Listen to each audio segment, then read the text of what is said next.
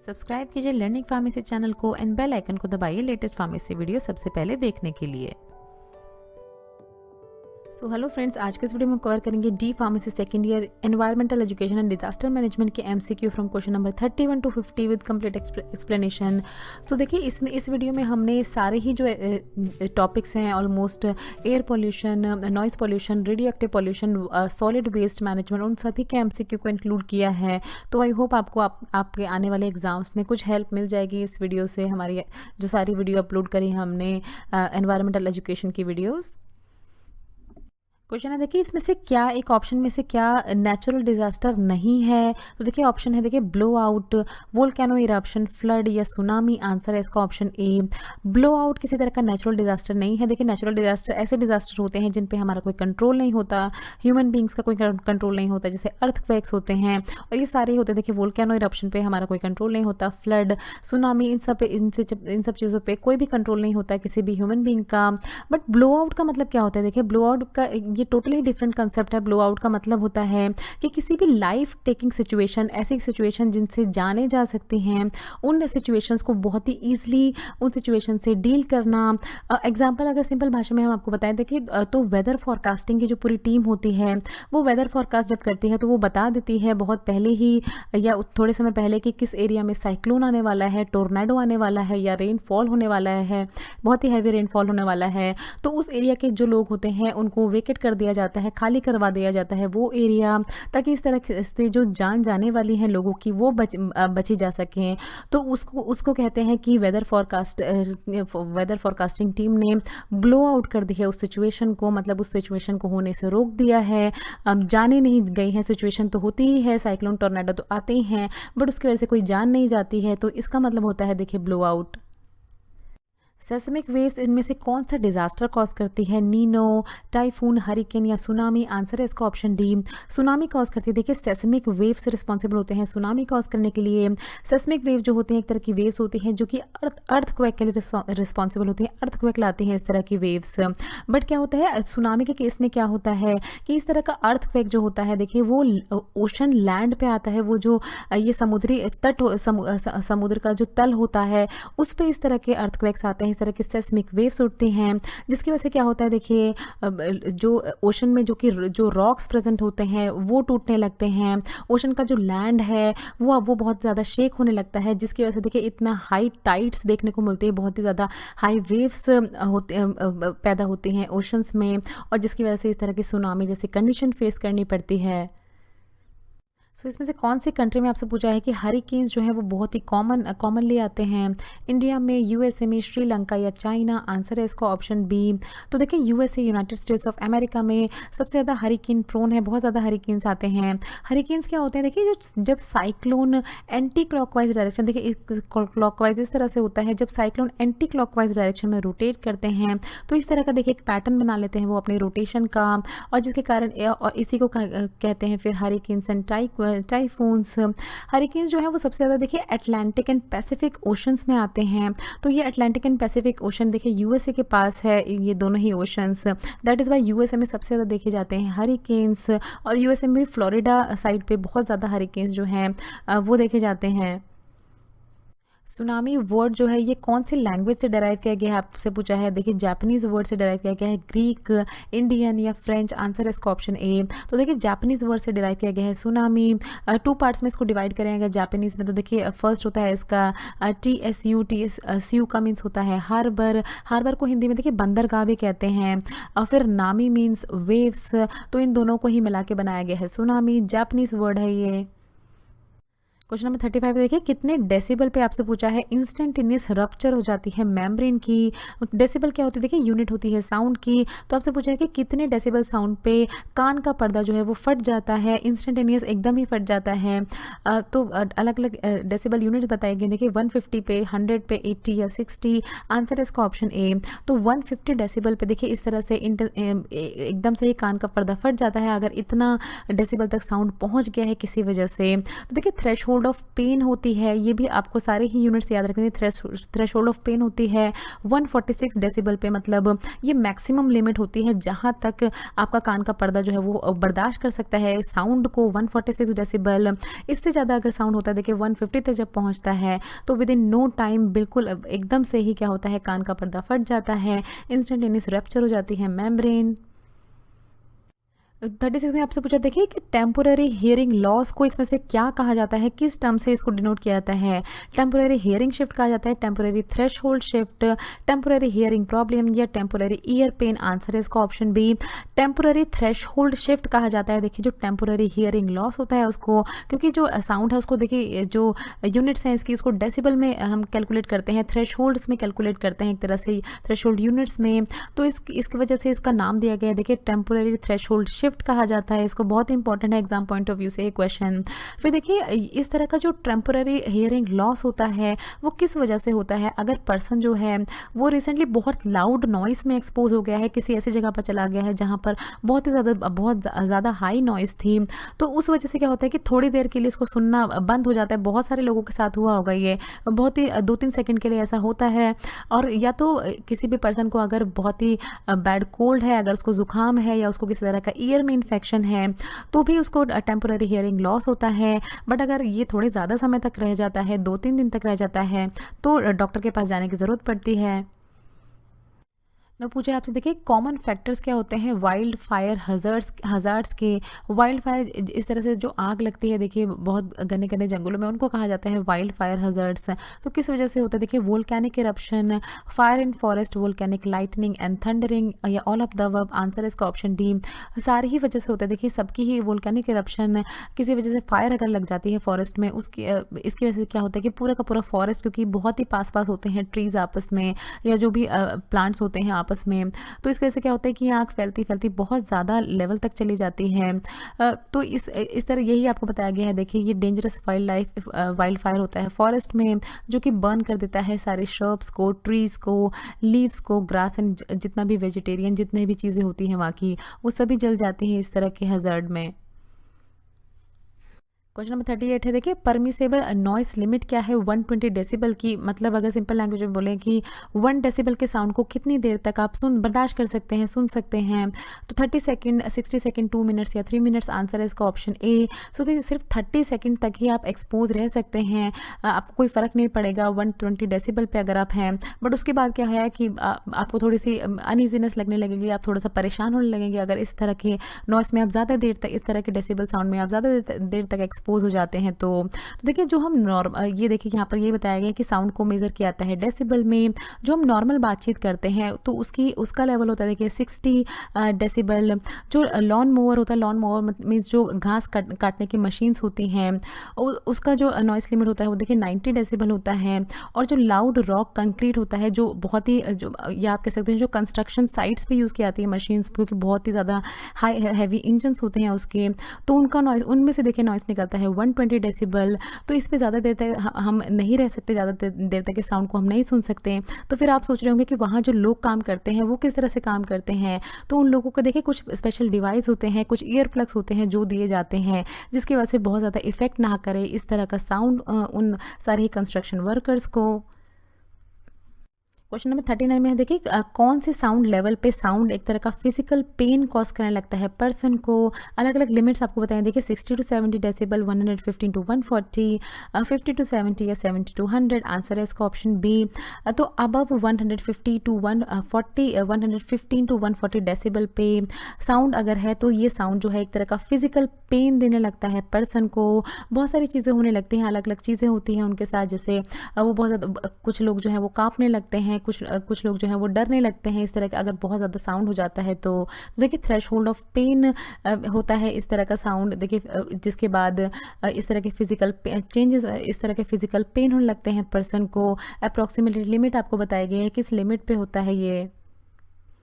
Question number 40 है, देखिए industries में से आपसे पूछा है कि नॉइज़ को कैसे रिड्यूस किया जा सकता है, प्रोडक्शन कम कर दी जाए इंडस्ट्रीज़ में, मोर रोबोटिक्स यूज़ किया जाए, रोबोट्स जो है वो यूज़ किया जाए काम करने के लिए, तब रिड्यूस किया जा सकता है। कि आपसे देखिए ऑप्शन में अलग अलग पूछा है आपसे, by not using the heavy machinery ना यूज़ करके, या by using the rigid sealed enclosures, एक तरह का सील्ड एनवायरनमेंट प्रोवाइड करके, जो नॉइस प्रूफ डोर्स होते हैं उनको इस्टेब्लिश करके आपसे इसमें पूछा है। देखिए तो आंसर है इसका ऑप्शन डी। तो देखिए रिजिड सील्ड एनक्लोजर्स, इस तरह के सील्ड एनक्लोजर आजकल बहुत सारी इंडस्ट्रीज़ में होते हैं, जिसकी वजह से जो अंदर की आवाज़ होती है देखिए वो बाहर नहीं जाती, नॉइस नहीं प्रोड्यूस करता बहुत ज़्यादा जो उसके सराउंडिंग्स होते हैं उसमें। तो ये इस वजह से इसको करने से देखिए रिड्यूस किया जा सकता है नॉइस इंडस्ट्रीज़ में। क्वेश्चन नंबर 41 है, देखिए रेडिएशन में से क्या कॉज कर सकती है, ल्यूकेमिया, कार्डियक अरेस्ट, हीमोफीलिया या none of the above. Answer है इसका ऑप्शन ए। तो बहुत सारी ऐसी रेडिएशंस होती हैं देखिए जो कि ल्यूकेमिया कॉज करती हैं। ल्यूकेमिया एक तरह का कैंसर होता है, ल्यूकोसाइट कैंसर होता है वाइट ब्लड सेल्स का, जिसमें अनकंट्रोल्ड वे में वाइट ब्लड सेल जो है आपकी बॉडी में बढ़ने लगती हैं और आपकी बॉडी की जो पर्सन होती है उसकी बॉडी की फाइट करने की इन्फेक्शन से जो इम्यूनिटी होती है, आप कह सकते हैं सिंपल लैंग्वेज में, तो इम्यूनिटी कम होने लगती है। तो इस तरह का ल्यूकेमिया कॉज कर सकती हैं, कुछ रेडिएशंस होती हैं जो वो इस तरह से ल्यूकेमिया कैंसर कॉज कर सकती हैं।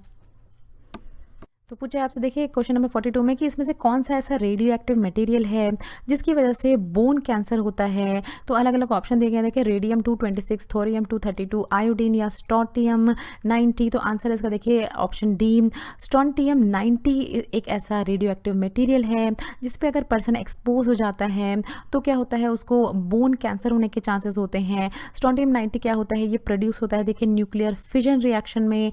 तो जो भी पर्सन न्यूक्लियर इंडस्ट्रीज में काम करते हैं, न्यूक्लियर एक्सपेरिमेंट करते हैं, तो अगर वो इनसे एक्सपोज हो जाते हैं बहुत ही हाई अमाउंट में तो उनको इस तरह का बोन कैंसर हो जाता है। तो किस वजह से होता है, देखिए ये रेडियो एक्टिव आइसोटोप स्ट्रोंटियम 90 जो है ये बॉडी के द्वारा ले लिया जाता है। जिस तरह से बॉडी कैल्शियम को एक्सेप्ट करती है उसी तरह से बॉडी इसको भी एक्सेप्ट कर लेती है, और ये स्ट्रोंटियम 90 जो है फिर ये बोन्स में जाता है और बोन मैरो कैंसर के लिए मेनली रिस्पॉन्सिबल होता है। ये पॉल्यूटेंट जो कि इंट्रोड्यूस किए जाते हैं एनवायरनमेंट में ह्यूमन एक्टिविटीज़ के द्वारा, उनको उनमें से क्या कहा जाता है, देखिए quantitative pollutant, qualitative pollutant, anthropogenic pollutants या none of the above. Answer इसका ऑप्शन बी।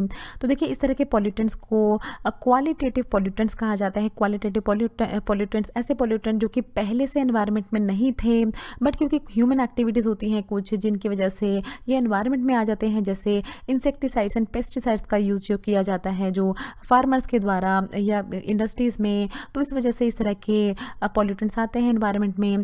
देखिए क्वांटिटेटिव पॉल्यूटेंट्स क्या होते हैं, ये ऐसे पॉल्यूटेंट होते हैं जो कि पहले से ही एनवायरनमेंट में प्रेजेंट होते हैं बट ह्यूमन एक्टिविटीज़ के द्वारा क्या होता है, इनका लेवल जो है और बढ़ जाता है। फॉर एग्जांपल कार्बन डाइऑक्साइड जो है, देखिए वो ये हम बता रहे हैं क्वांटिटेटिव का। कार्बन डाइऑक्साइड जो है पहले से एनवायरनमेंट में प्रेजेंट होती है बट ह्यूमन एक्टिविटीज़ जो आजकल इतनी सारी हो रही हैं उसकी वजह से और भी उसका लेवल इंक्रीज हो जाता है और वो एज अ पॉल्यूटेंट बन जाती है, तो उनको कहते हैं देखिए क्वांटिटेटिव।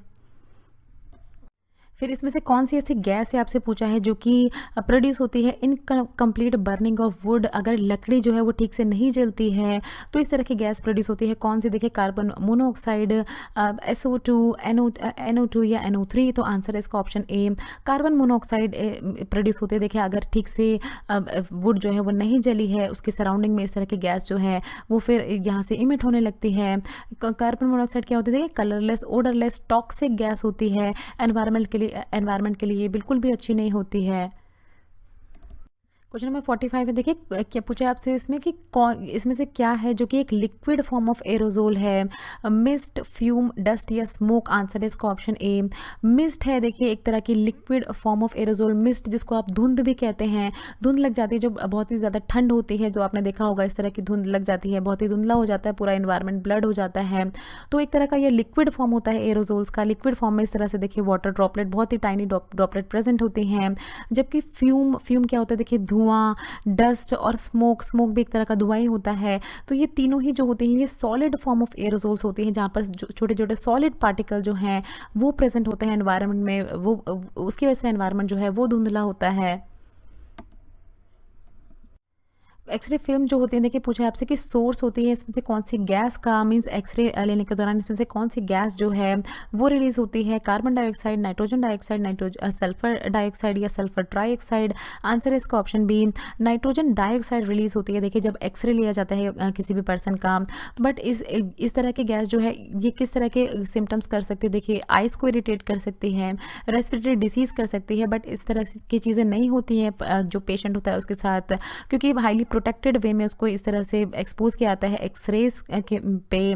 और क्या होता है, बहुत ही स्पेसिफिक कंसंट्रेशन पे इस तरह की गैस जो है वो रिलीज़ होती है, जो कि किसी तरह का हार्म नहीं करती है।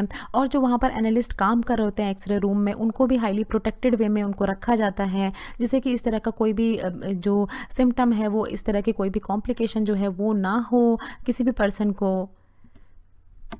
क्वेश्चन नंबर 47 है, इनमें से कौन सी ऐसी गैस है जो कि ब्रोंकोस्पाज्म कॉज कर सकती है। तो देखिए अलग अलग गैस हैं, carbon dioxide, sulphur dioxide, SO4 and sulphur trioxide. Answer है इसका ऑप्शन डी, सल्फर ट्राइऑक्साइड पे अगर कोई पर्सन जो है वो एक्सपोज हो गया है, बहुत ही हाई कंसनट्रेशन उसने इनहेल कर ली है इस तरह की गैस की, तो क्या होती है, ये जो गैस होती है ये बॉडी के फ्लूइड से रिएक्ट करती है। मतलब देखिए SO3 प्लस H2O जो बॉडी में वाटर प्रेजेंट है उससे रिएक्ट करती है और बना देती है सल्फ्यूरिक एसिड H2SO4, जिससे क्या होता है, ब्रोंकोस्पाज्म जैसी कंडीशन फेस करनी पड़ती है पर्सन को। ब्रोंकोस्पाज्म क्या होता है कि सांस लेने में दिक्कत होने लगती है, जो एयरवेज होते हैं वो देखिए उनमें इस तरह से सूजन आ जाती है, इन्फ्लेम्ड हो जाते हैं और इस तरह से कंस्ट्रिक्ट हो जाते हैं, जिससे पर्सन जो है उसको ब्रीथ करने में दिक्कत होने लगती है। फिर देखिए कि सॉलिड वेस्ट मैनेजमेंट में इसमें से किस तरह के वेस्ट को म्यूनिसिपल सॉलिड वेस्ट में एंटर किया जाता है, उसमें कंसिडर किया जाता है। Non hazardous waste, toxic, hazardous या नॉन टॉक्सिक। आंसर इसका ऑप्शन ए। तो देखिए नॉन हजार्डस वेस्ट जो हैं वो आते हैं म्यूनिसिपल सॉलिड वेस्ट के कैटेगरी में। इसमें सारे ही वेस्ट होते हैं, देखिए जो भी जो normally day to day life में हम ट्रैश करते हैं, हम चीज़ों को जो भी फेंकते हैं उसको ट्रैश में, तो वो सारे जो वेस्ट होते हैं वो आते हैं देखिए म्यूनिसिपल सॉलिड वेस्ट में। पेपर, ग्लासेस, प्लास्टिक, ई वेस्ट, मेटल्स, ऑर्गेनिक, तो ये सारे ही वेस्ट आ जाते हैं। देखिए ये नॉन हजार्डस होते हैं, किसी तरह से खतरा नहीं पहुंचाते हैं एनवायरनमेंट को, इसलिए इनको नॉन हजार्डस कैटेगरी में इंक्लूड किया जाता है।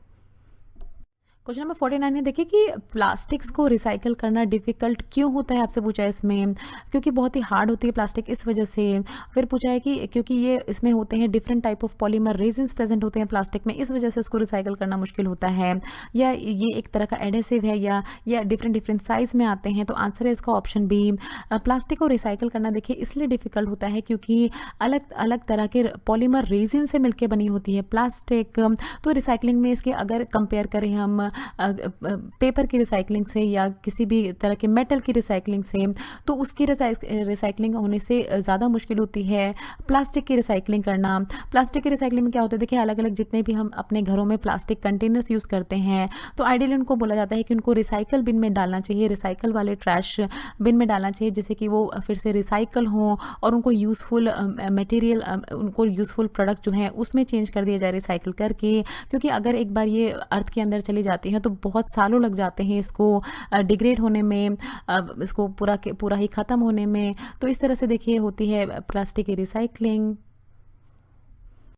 क्वेश्चन नंबर 50 में आपसे पूछा है कि कौन सा इसमें से ऐसा प्लान है जो कि यूज़ किया जाता है वेस्ट मैनेजमेंट प्लान की तरह।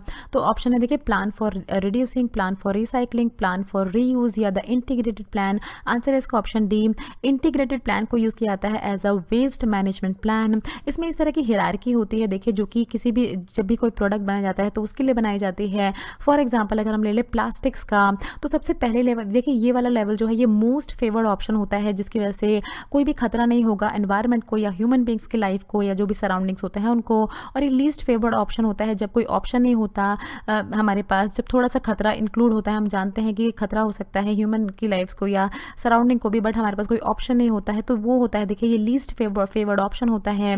प्लास्टिक के केस में मान लीजिए यहाँ सबसे पहले है कि उसकी प्रोडक्शन को रिड्यूस करना, कम बनाना उनको। फिर सेकेंड लेवल पे अगर हम देखें एग्जाम्पल के तौर पर आपको बता रहे हैं कि रीयूज़ करना प्लास्टिक्स को, तो आपने देखा होगा प्लास्टिक बॉटल्स होती हैं आपके हाउस उसमें जो आप बार बार यूज़ कर सकते हैं। फिर थर्ड होता है रिसाइकल, कुछ ऐसे प्रोडक्ट होते हैं जिनको आप रिसाइकल कर सकते हैं और फिर उनको बार बार यूज़ कर सकते हैं। फिर एनर्जी रिकवरी, एनर्जी उनको एक तरह से प्रिजर्व करके रखना, रिकवरी करना उनकी। एंड लास्ट ऑप्शन होता है अगर कोई भी चीज़ जो है वो काम नहीं आ रही है तो लास्ट में होता है कि उनको डिस्पोज कर देना, उनको फेंक देना। तो इस तरह से ये पूरा ही प्लान काम करता है, इंटीग्रेटेड वेस्ट मैनेजमेंट प्लान, जिससे कि efficient and cost effective way होता है, जिससे कि ओपन डंपिंग, जो खुले में सामान फेंकते हैं लोग, उसको कंट्रोल किया जा सके, सॉलिड वेस्ट को अच्छे से मैनेज किया जा सके, ह्यूमन हेल्थ एंड एनवायरनमेंट को प्रोटेक्ट किया जा सके। So thanks for watching. Next video में हम कवर करेंगे environmental education and disaster management के MCQ from question number 51 to 70 with complete explanation. So friends, अगर आपको ये वीडियो अच्छी लगे तो इस वीडियो को ज़रूर लाइक कीजिए, शेयर कीजिए अपने फ्रेंड्स के साथ, चैनल को ज़रूर सब्सक्राइब कीजिए। हमारे बहुत मेहनत लगती है आप तक कोई भी कंटेंट पहुँचाने में, तो प्लीज़ सपोर्ट करें हमारे चैनल को सब्सक्राइब करके। अगर आपको कोई भी सवाल है तो नीचे दिए हुए कमेंट बॉक्स में आप हमसे कुछ भी पूछ सकते हैं। ये कुछ हमारे रिलेटेड वीडियोस के लिंक हैं जिन पे क्लिक करके आप उनको देख सकते हैं। दोस्तों, लर्निंग फार्मेसी पे आने के लिए और ये वीडियो देखने के लिए आपका बहुत बहुत शुक्रिया। मिलते हैं अगले वीडियो में।